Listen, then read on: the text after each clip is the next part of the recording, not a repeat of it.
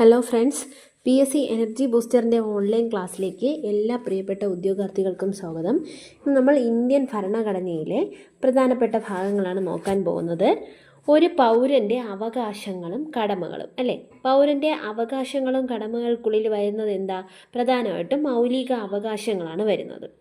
ജനാധിപത്യത്തിൻ്റെ വിജയത്തിനും പൗരന്മാരുടെ സമ്പൂർണ്ണ വികാസത്തിനും വേണ്ടി ഇന്ത്യൻ ഭരണഘടന ഉറപ്പു നൽകുന്നതും ഒരു വ്യക്തിക്ക് ഒരു കാരണവശാലും നിഷേധിക്കാൻ പാടില്ലാത്തതുമായ അവകാശങ്ങളാണ് മൗലിക അവകാശങ്ങൾ അല്ലേ. ജനാധിപത്യത്തിൻ്റെ വിജയത്തിനും നമ്മുടെ പൗരന്മാരുടെ സമ്പൂർണ്ണ വികാസത്തിനും വേണ്ടിയിട്ട് ഇന്ത്യൻ ഭരണഘടന ഉറപ്പു നൽകുന്നതും ഒരു വ്യക്തിക്ക് ഒരു കാരണവശാലും നിഷേധിക്കാൻ പാടില്ലാത്തതുമായ അവകാശങ്ങളാണ് മൗലിക അവകാശങ്ങൾ. ഇന്ത്യയിലെ ജനങ്ങൾക്ക് ഉറപ്പു നൽകേണ്ട അവകാശങ്ങളുടെ പട്ടിക സമർപ്പിച്ച റിപ്പോർട്ടാണ് 1928 നെഹ്റു റിപ്പോർട്ട്. നമ്മുടെ നെഹ്റു റിപ്പോർട്ട് തയ്യാറാക്കിയത് ആരാണ്? മോത്തിലാൽ നെഹ്റു ചെയർമാനായ കമ്മിറ്റിയാണ്. ഇന്ത്യയിലെ ജനങ്ങൾക്ക് ഉറപ്പു നൽകേണ്ട അവകാശങ്ങളുടെ പട്ടിക സമർപ്പിച്ച റിപ്പോർട്ടാണ് നെഹ്റു റിപ്പോർട്ട് 1928. മൗലിക അവകാശങ്ങൾ ഇന്ത്യൻ ഭരണഘടന കടം കൊണ്ടിരിക്കുന്ന രാജ്യമാണ് അമേരിക്ക, USA. മൗലിക അവകാശങ്ങൾ നടപ്പിലാക്കാൻ ഒരു പൗരന് കോടതിയെ സമീപിക്കാവുന്നതാണ്, അതായത് ജസ്റ്റിഷ്യബിൾ ആണ് അല്ലേ. അപ്പോൾ കോടതിയെ സമീപിക്കാവുന്നതാണ്. മൗലിക അവകാശങ്ങളുടെ ശില്പി ആരാണടെ? സർദാർ വല്ലഭായ് പട്ടേൽ. മൗലിക അവകാശങ്ങളുടെ സംരക്ഷകനാണെങ്കിലോ അത് സുപ്രീം കോടതി. അപ്പോൾ മൗലിക അവകാശങ്ങളുടെ ശില്പി സർദാർ വല്ലഭായ് പട്ടേൽ, മൗലിക അവകാശങ്ങളുടെ സംരക്ഷകൻ സുപ്രീം കോടതി. 1928 നെഹ്റു റിപ്പോർട്ട് പ്രകാരമാണ് ഇന്ത്യയിലെ ജനങ്ങൾക്ക് ഉറപ്പു നൽകേണ്ട അവകാശങ്ങളുടെ പട്ടിക സമർപ്പിച്ച റിപ്പോർട്ടാണ് എന്തെന്ന് പറയുന്നത്? നെഹ്റു റിപ്പോർട്ട്. ഇപ്പോൾ മൗലിക അവകാശങ്ങൾ ഭരണഘടന കടം കൊണ്ടിരിക്കുന്നത് എവിടെ നിന്നാണ്? USA-യിൽ നിന്നാണ്. നമുക്ക് കോടതിയെ സമീപിക്കാൻ പറ്റുമോ? മൗലിക അവകാശങ്ങൾ നടപ്പിലാക്കാൻ ഒരു പൗരന് കോടതിയെ സമീപിക്കാവുന്നതാണ്. പാർലമെന്റിന് ഭരണഘടനയുടെ അടിസ്ഥാന ഘടനയെ ബാധിക്കാത്ത തരത്തിൽ മൗലിക അവകാശങ്ങളെ ഭേദഗതി ചെയ്യാൻ സാധിക്കും. മൗലിക അവകാശങ്ങൾ പരിപൂർണമല്ല അല്ലെ, നോട്ട് അബ്സൊല്യൂട്ട്. ഇന്ത്യൻ ഭരണഘടനയിൽ മൗലിക അവകാശങ്ങൾ ഉൾക്കൊള്ളിച്ചിരിക്കുന്ന ഭാഗമാണ് ഭാഗം 3. മാറിപ്പോവരുത്. ഇതൊക്കെ നിരന്തരം പരീക്ഷയ്ക്ക് മൗലിക അവകാശങ്ങളിൽ നിന്ന് ബേസിക് ആയിട്ട് ചോദിക്കാവുന്ന ചോദ്യങ്ങളാണ്. ആരാണ് മൗലിക അവകാശങ്ങളുടെ സംരക്ഷകൻ എന്നറിയപ്പെടുന്നത്? മൗലിക അവകാശങ്ങളുടെ ശില്പി എന്നറിയപ്പെടുന്നത് ആരാണ് അല്ലേ? അപ്പോൾ ഏത് ഭാഗത്തിലാണ് ഇതിനെ ഉൾക്കൊള്ളിച്ചിരിക്കുന്നതെന്ന് ചോദിച്ചാൽ ഭാഗം 3-ലാണ്. ഭരണഘടനയിൽ മൗലിക അവകാശങ്ങൾ ഉൾക്കൊള്ളിച്ചിരിക്കുന്ന ആർട്ടിക്കിളുകൾ, ആർട്ടിക്കിൾ 12 മുതൽ 35 വരെയാണ് മൗലിക അവകാശങ്ങളെ ഉൾക്കൊള്ളിച്ചിരിക്കുന്നത്. ഭരണഘടന നിലവിൽ വന്നപ്പോൾ ഉണ്ടായിരുന്ന മൗലിക അവകാശങ്ങൾ എത്രയാണേ? അത് 7ആണ്. എന്നാൽ എത്ര തരത്തിലുള്ള മൗലിക അവകാശങ്ങളാണ് ഭരണഘടനയിൽ ഇപ്പോൾ നിലവിലുള്ളത്? അത് 6ആണ് അല്ലേ. അപ്പോൾ ഭാഗം 3-ലാണ് മൗലിക അവകാശങ്ങൾ ഉൾക്കൊള്ളിച്ചിരിക്കുന്നത്. 12 മുതൽ 35 വരെയുള്ള ആർട്ടിക്കിളുകളിലാണ് മൗലിക അവകാശത്തെ ഉൾക്കൊള്ളിച്ചിരിക്കുന്നത്. മൊത്തം 7 എണ്ണമാണ് എന്തെന്ന് പറയുന്നത്? ഭരണഘടന നിലവിൽ വന്നപ്പോൾ ഉണ്ടായിരുന്ന മൗലിക അവകാശങ്ങൾ. എന്നാൽ നിലവിൽ എത്ര എണ്ണം ഉണ്ടടേ? 6 എണ്ണമാണ് എന്തെന്ന് പറയുന്നത്? നിലവിൽ ഉള്ളത്. അപ്പോൾ മൗലിക അവകാശമായിരുന്ന സ്വത്തവകാശം ഇപ്പോൾ ഒരു എന്തവകാശമാണ്? നിയമാവകാശമാണ്, അല്ലെങ്കിൽ ഭരണഘടനാ അവകാശമാണ്. മൗലിക അവകാശമായിരുന്ന സ്വത്തവകാശം ഇപ്പോൾ ഒരു നിയമാവകാശമാണ്. മാറിപ്പോരുത്, മറന്നുപോരുത്. ഇത് എല്ലാവരും എന്ത് ചെയ്യുക? ഓർത്ത് വെച്ച് പഠിക്കുക. മൗലിക അവകാശമായിരുന്ന സ്വത്തവകാശം ഇപ്പോൾ, സ്വത്തവകാശം ഓൺസ് അപ്പോൺ എ ടൈം എന്തായിരുന്നു? ഒരു മൗലിക അവകാശമായിരുന്നു. ഇപ്പോൾ അതൊരു നിയമ അവകാശമാണ്. സ്വത്തവകാശത്തെ മൗലിക അവകാശങ്ങളുടെ പട്ടികയിൽ നിന്ന് നീക്കം ചെയ്ത ഭേദഗതി 1978 44-ാം ഭേദഗതി. സ്വത്തവകാശത്തെ മൗലിക അവകാശങ്ങളുടെ പട്ടികയിൽ നിന്ന് നീക്കം ചെയ്ത ഭേദഗതി ഏതെന്ന് ചോദിച്ചാൽ മാറിപ്പോകരുത്. 1978 44-ാം ഭേദഗതി. 1978 44-ാം ഭേദഗതി പ്രകാരമാണ് സ്വത്തവകാശം മൗലികാവകാശങ്ങളുടെ പട്ടികയിൽ നിന്നും നീക്കം ചെയ്തത്. എന്തൊക്കെയാണ് നമ്മുടെ ഈ മൗലിക അവകാശ മൗലികാവകാശങ്ങൾ അറിയപ്പെടുന്നത്, അല്ലെങ്കിൽ അവയുടെ വിശേഷണങ്ങൾ എന്തൊക്കെയാണ്? ഇന്ത്യയുടെ മാഗ്ന കാർട്ട. ആരാ മൗലികാവകാശങ്ങൾ? ഇന്ത്യയുടെ മാഗ്ന കാർട്ട എന്നറിയപ്പെടുന്നു. സ്വാതന്ത്ര്യത്തിൻ്റെ വിളക്കുകൾ എന്നറിയപ്പെടുന്നു. ഇന്ത്യൻ ഭരണഘടനയുടെ ആണിക്കല്ല് എന്നറിയപ്പെടുന്നു. ഇതൊക്കെ എന്താ? മൗലിക അവകാശങ്ങൾ അല്ലേ? നിലവിൽ ഭരണഘടനയുടെ ഏത് അനുച്ഛേദത്തിലാണ് സ്വത്തവകാശത്തെക്കുറിച്ച് പ്രതിപാദിക്കുന്നത്? സ്വത്തവകാശത്തെ മൗലികാവകാശത്തിൽ നിന്ന് നീക്കം ചെയ്ത ഭേദഗതി 44-ാം ഭേദഗതി. ഇനി ഇത് ഏത് അനുച്ഛേദത്തിലാണ് സ്വത്തവകാശത്തെക്കുറിച്ച് ഇപ്പോൾ പ്രതിപാദിക്കുന്നത്? 300A. മാറിപ്പോകരുത്, 300A. മുൻപ് 31-ാം അനുച്ഛേദത്തിലായിരുന്നു നമ്മുടെ സ്വത്തവകാശം. അതാണ് എന്ത് ചെയ്തതേ? നീക്കം ചെയ്തത്.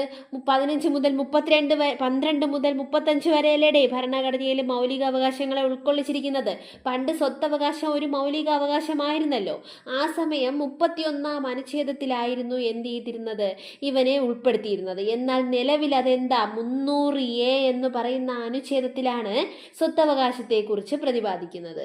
നിയമം അധികാരപ്പെടുത്തിയാലല്ലാതെ യാതൊരാളുടെയും സ്വത്തവകാശം എടുത്തു കളയാവുന്നതല്ലെന്ന് അനുച്ഛേദം 300A പ്രതിപാദിക്കുന്നു. നിലവിൽ ഭരണഘടനയുടെ ഏതു ഭാഗത്താണ് സ്വത്തവകാശത്തെക്കുറിച്ച് പ്രതിപാദിക്കുന്നത്? നിലവിൽ 12-ാം ഭാഗം. മുൻപ് 3-ാം ഭാഗം. നിലവിൽ ഭരണഘടനയുടെ 12-ാം ഭാഗത്തിലാണ് സ്വത്തവകാശത്തെക്കുറിച്ച് പ്രതിപാദിക്കുന്നത്. സമ്മേളനങ്ങളെക്കുറിച്ച് നോക്കണം കുറച്ച് പ്രധാനമായിട്ടും. മൗലിക അവകാശങ്ങളുടെ പ്രഖ്യാപനമായിരിക്കും ഭാവി ഇന്ത്യയുടെ അടിസ്ഥാനമെന്ന് പ്രഖ്യാപിച്ച കോൺഗ്രസ് സമ്മേളനം. മൗലിക അവകാശങ്ങളുടെ പ്രഖ്യാപനമായിരിക്കും ഭാവി ഇന്ത്യയുടെ അടിസ്ഥാനമെന്ന് പ്രഖ്യാപിച്ച കോൺഗ്രസ് സമ്മേളനം 1927 മദ്രാസ് കോൺഗ്രസ് സമ്മേളനം. അധ്യക്ഷൻ ആരായിരുന്നു? M.A. അൻസാരി. 1927 മദ്രാസ് സമ്മേളനത്തിൽ അധ്യക്ഷൻ ആരായിരുന്നു? M.A. അൻസാരി. മൗലിക അവകാശങ്ങളെക്കുറിച്ച് പ്രമേയം പാസാക്കിയ കോൺഗ്രസ് സമ്മേളനം 1931 കറാച്ചി സമ്മേളനം. ആരായിരുന്നു കറാച്ചി സമ്മേളനത്തിൽ അധ്യക്ഷൻ? സർദാർ വല്ലഭായ് പട്ടേൽ. സർദാർ വല്ലഭായ് പട്ടേലായിരുന്നു മൗലിക അവകാശങ്ങളെക്കുറിച്ച് പ്രമേയം പാസാക്കിയ കോൺഗ്രസ് സമ്മേളനത്തിൻ്റെ അധ്യക്ഷൻ.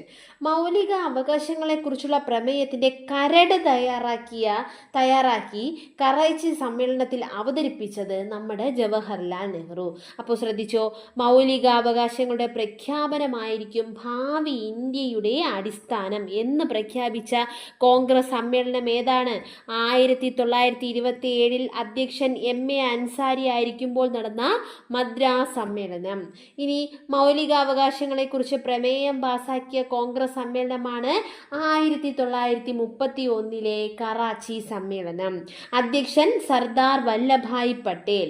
മൗലിക അവകാശങ്ങളെക്കുറിച്ചുള്ള പ്രമേയത്തിൻ്റെ കരട് തയ്യാറാക്കി കറാച്ചി സമ്മേളനത്തിൽ അവതരിപ്പിച്ചത് ജവഹർലാൽ നെഹ്റു. നോക്കിക്കോ, സ്വത്തവകാശത്തെ മൗലിക അവകാശങ്ങളുടെ പട്ടികയിൽ നിന്ന് നീക്കം ചെയ്ത പ്രധാനമന്ത്രി ജനതാ ഗവൺമെന്റിന്റെ ആണ്. ആരാണടെ? മൊറാർജി ദേശായി. സ്വത്തവകാശത്തെ മൗലിക അവകാശങ്ങളുടെ പട്ടികയിൽ നിന്നും നീക്കം ചെയ്ത പ്രധാനമന്ത്രി മൊറാർജി ദേശായി. സ്വത്തവകാശം നിയമാവകാശമാകുമ്പോൾ പ്രസിഡന്റ് ആയിരുന്നത് ആരാണ്? നീലം സഞ്ജീവ റെഡ്ഡി. ആരാടെ? നീലം സഞ്ജീവ റെഡ്ഡി. അടുത്ത് നമുക്ക് നോക്കേണ്ടത് പ്രധാനമായിട്ടും അനുച്ഛേദങ്ങളാണ് അല്ലേ. അനുച്ഛേദം നമുക്ക് കുറേശ്ശെ പഠിച്ചു പോവാം. ഇന്ന് നമുക്ക് കുറച്ച് അനുച്ഛേദം നോക്കാം. അനുച്ഛേദം 12. അപ്പോൾ ഇതുവരെ പറഞ്ഞത് എന്താണ് മൗലിക അവകാശം? നെഹ്റു റിപ്പോർട്ട് പ്രകാരമാണ് മൗലിക അവകാശങ്ങളുടെ പട്ടിക എന്ത് ചെയ്തത്? ജനങ്ങൾക്ക് സമർപ്പിച്ചത്. പിന്നെന്താ? പട്ടിക സമർപ്പിച്ച റിപ്പോർട്ടായിരുന്നു നെഹ്റു റിപ്പോർട്ട്. പിന്നെ ഭരണഘടന USA നിന്നാണ് ആ മൗലിക അവകാശങ്ങളെ കടമെടുത്തിരിക്കുന്നത്. ശില്പി എന്ന് പറയുന്നത് സർദാർ വല്ലഭായ് പട്ടേലാണ്. സംരക്ഷകൻ എന്നറിയപ്പെടുന്നത് സുപ്രീം കോടതിയാണ്. ഭാഗം 3ലാണ് മൗലികാവകാശങ്ങൾ. 12 മുതൽ 35 വരെയാണ് ഇവരുടെ ആർട്ടിക്കിൾ. മുൻപ് 7, നിലവിൽ 6. എന്താണ് മൗലിക അവകാശങ്ങൾ? സ്വത്തവകാശത്തെ എന്ത് ചെയ്തു? നിയമാവകാശമാക്കി മാറ്റി 1978 44ാം ഭേദഗതി പ്രകാരം. സ്വത്തവകാശത്തെക്കുറിച്ച് പ്രതിപാദിക്കുന്ന അനുച്ഛേദമാണ് 300A, മുൻപ് 31. 12ാം ഭാഗത്തിലാണ് എന്ത് ചെയ്യുന്നത്? നിലവിൽ ഭരണഘടനയുടെ സ്വത്തവകാശത്തെക്കുറിച്ച് പ്രതിപാദിക്കുന്നത്. പ്രധാനപ്പെട്ട സമ്മേളനങ്ങൾ പറഞ്ഞു. ഇനി നമുക്ക് അനുച്ഛേദങ്ങളെ പരിചയപ്പെടാം. അനുച്ഛേദം 12, സ്റ്റേറ്റ് എന്ന പദത്തിൻ്റെ നിർവചനം. ഇപ്പോൾ അനുച്ഛേദം 12 പ്രകാരം എന്താണ് സ്റ്റേറ്റ്? സ്റ്റേറ്റ് എന്ന പദത്തിൻ്റെ എന്താണ് നിർവചനം? കേന്ദ്ര സർക്കാരും പാർലമെൻറ്റും സംസ്ഥാനങ്ങളിൽ അതാത് സർക്കാരും നിയമനിർമ്മാണ സഭകളും ഭാരതത്തിൻ്റെ ഭൂപ്രദേശത്തിനുള്ളതോ ഭാരത സർക്കാരിൻ്റെ നിയന്ത്രണത്തിലുള്ളതോ ആയ എല്ലാ അധികാര സ്ഥാനങ്ങളും സ്റ്റേറ്റ് എന്നതിൽ എന്ത് ചെയ്യുന്നു? ഉൾപ്പെടുന്നു. ഇതാണ് അനുച്ഛേദം 12. ഒന്നുരുടെ സ്റ്റേറ്റ് അല്ലെ, സ്റ്റേറ്റ് എന്ന പദത്തിൻ്റെ നിർവചനം. അടുത്തു പറയുന്നത് അനുച്ഛേദം 13, മൗലിക അവകാശങ്ങളുമായി പൊരുത്തപ്പെടാത്തതോ അവയ്ക്ക് വിപരീതമായതോ ആയ നിയമങ്ങൾ നിലനിൽക്കില്ല എന്ന് പ്രതിപാദിക്കുന്നു. ജുഡീഷ്യൽ റിവ്യൂവിനെ കുറിച്ച് പ്രതിപാദിക്കുന്ന അനുച്ഛേദം ഇമ്പോർട്ടൻ്റ് ആണ്. ജുഡീഷ്യൽ റിവ്യൂവിനെ കുറിച്ച് പ്രതിപാദിക്കുന്ന അനുച്ഛേദമാണ് അനുച്ഛേദം 13. രാജ്യത്ത് നിർമ്മിക്കുന്ന നിയമങ്ങൾ ഭരണഘടനാനുസൃതമാണോ അല്ലയോ എന്ന് തീരുമാനിക്കുന്നതിനുള്ള കോടതിയുടെ അധികാരമാണ് ജുഡീഷ്യൽ റിവ്യൂ. അപ്പോൾ രാജ്യത്ത് നിർമ്മിക്കുന്ന നിയമങ്ങൾ ഭരണഘടനാ അനുസൃതമാണോ അല്ലയോ എന്ന് തീരുമാനിക്കുന്നതിനുള്ള കോടതിയുടെ അധികാരമാണ് ജുഡീഷ്യൽ റിവ്യൂ. ഭരണഘടനയിൽ ഒരിടത്തും നീതിന്യായ പുനഃപരിശോധന അല്ലെങ്കിൽ ജുഡീഷ്യൽ റിവ്യൂ എന്ന പദം എന്ത് ചെയ്യുന്നില്ല? പരാമർശിക്കപ്പെട്ടിട്ടില്ല. ഭരണഘടനയിൽ ഒരിടത്തും നീതിന്യായ പുനഃപരിശോധന എന്ന പദം എന്ത് ചെയ്യുന്നില്ല? പരാമർശിക്കുന്നില്ല. ശ്രദ്ധിച്ചോ, മൗലിക അവകാശങ്ങൾ 14 മുതൽ 18 പ്രധാനമായിട്ടുള്ള മൗലിക അവകാശങ്ങളാണ്. 14 മുതൽ 18 സമത്വത്തിനുള്ള അവകാശം. 14 മുതൽ 18 വരെ സമത്വത്തിനുള്ള അവകാശമെങ്കിൽ 19 മുതൽ 22 വരെ സ്വാതന്ത്ര്യത്തിനുള്ള അവകാശം. അപ്പോൾ 14 to 18 എന്താ? സമത്വത്തിനുള്ള അവകാശം. 19 മുതൽ 22 വരെ സ്വാതന്ത്ര്യത്തിനുള്ള അവകാശം. സമത്വം, സ്വാതന്ത്ര്യം. അടുത്തത് 23, 24 ഏതാ? ചൂഷണത്തിനെതിരായ അവകാശം. ചൂഷണത്തിനെതിരായ അവകാശം. അപ്പോൾ 14 മുതൽ 18 വരെ സമത്വത്തിനുള്ള അവകാശം, 19 മുതൽ 22 വരെ സ്വാതന്ത്ര്യത്തിനുള്ള അവകാശം, 23, 24 ചൂഷണത്തിനെതിരായ അവകാശം. മതസ്വാതന്ത്ര്യത്തിനുള്ള അവകാശമാണ് 25 മുതൽ 28. അപ്പോൾ ഒന്നുകൂടെ പറയാം, 14 മുതൽ 18 വരെ സമത്വത്തിനുള്ള അവകാശം, 19 മുതൽ 22 വരെ എന്താണ്? സ്വാതന്ത്ര്യത്തിനുള്ള അവകാശം, 23, 24 എന്താണ്? ചൂഷണത്തിനെതിരായ അവകാശം. ഇനി 25, 28 മതസ്വാതന്ത്ര്യം. സമത്വം, സ്വാതന്ത്ര്യം, ചൂഷണം, മതസ്വാതന്ത്ര്യം. സമത്വം, സ്വാതന്ത്ര്യം, ചൂഷണം, മതസ്വാതന്ത്ര്യം. ഇനി നോക്കിക്കോ, സാംസ്കാരികപരവും വിദ്യാഭ്യാസപരവുമായ അവകാശമാണ് 29 മുതൽ 30 വരെ. ഭരണഘടനാപരമായ പ്രതിവിധിക്കുള്ള അവകാശമാണ് 32. അപ്പോൾ ശ്രദ്ധിച്ചോ, മൗലിക അവകാശങ്ങൾ പ്രധാനമായിട്ടും 6 എണ്ണമാണുള്ളത്. മുൻപ് അത് 7 എണ്ണമായിരുന്നു. നിലവിൽ എത്ര മൗലിക അവകാശമേ ഉള്ളൂ? 6 എണ്ണമേ ഉള്ളൂ. സമത്വത്തിനുള്ള അവകാശം 14 മുതൽ 18, സ്വാതന്ത്ര്യത്തിനുള്ള അവകാശം 19 മുതൽ 22, ചൂഷണത്തിനെതിരായ അവകാശം 23 മുതൽ 24, മതസ്വാതന്ത്ര്യത്തിനുള്ള അവകാശം 25 മുതൽ 28, സാംസ്കാരികവും വിദ്യാഭ്യാസപരവുമായ അവകാശം 29 മുതൽ 30 വരെ. അടുത്തത് വെരി വെരി ഇമ്പോർട്ടൻറ്റ്, 32 ഭരണഘടനാ പ്രതിവിധിക്കുള്ള അവകാശം. അപ്പോൾ സമത്വത്തിനുള്ള അവകാശം, സ്വാതന്ത്ര്യത്തിനുള്ള അവകാശം, ചൂഷണത്തിനെതിരായ അവകാശം, മതസ്വാതന്ത്ര്യത്തിനുള്ള അവകാശം, സാംസ്കാരികവും വിദ്യാഭ്യാസപരവുമായ അവകാശം, ഭരണഘടന പ്രതിവിധിക്കുള്ള അവകാശം.